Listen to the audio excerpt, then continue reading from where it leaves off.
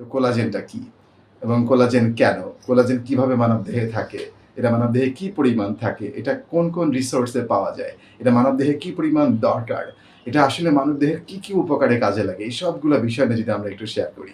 তো প্রথমে আসি collagen. It's a protein molecule অথবা স্ট্রাকচারাল প্রোটিন বলা যেতে পারে, এবং আপনারা খুশি হবেন এটি অ্যামাইনো অ্যাসিড দিয়ে তৈরি করা হয়েছে, এবং এই কোলাজেন মানবদেহে অটোমেটিক্যালি বিভিন্ন অর্গানে তৈরি হয়। সেই কোলাজেনটা কেন এত গুরুত্বপূর্ণ বন্ধুরা? কোলাজেন মানবদেহের গোটা প্রোটিনের মধ্যে 30% দখল করে আছে। তাহলে সেই কোলাজেন কত বেশি ইম্পর্টেন্ট, এবং আপনারা খুশি হবেন এই কোলাজেন মানবদেহের মধ্যে আলহামদুলিল্লাহ মানবদেহের কোথায় কোথায় এটা তৈরি হয়। It's a amazing matrix of tendons, bones, tissues and skin.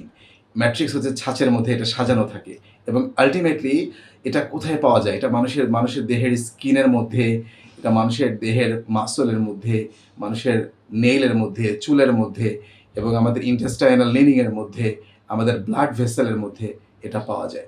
এবং আপনারা খুশি হবেন এটা বিল্ডিং ব্লক হিসেবে মানবদেহের স্কিন, মাসল, টিস্যুজ, টেন্ডনস, মানবদেহের লিগামেন্টস, এই সমস্ত কানেকটিভ টিস্যুর মধ্যে এটা বিল্ডিং ব্লক হিসেবে কাজ করে আলহামদুলিল্লাহ।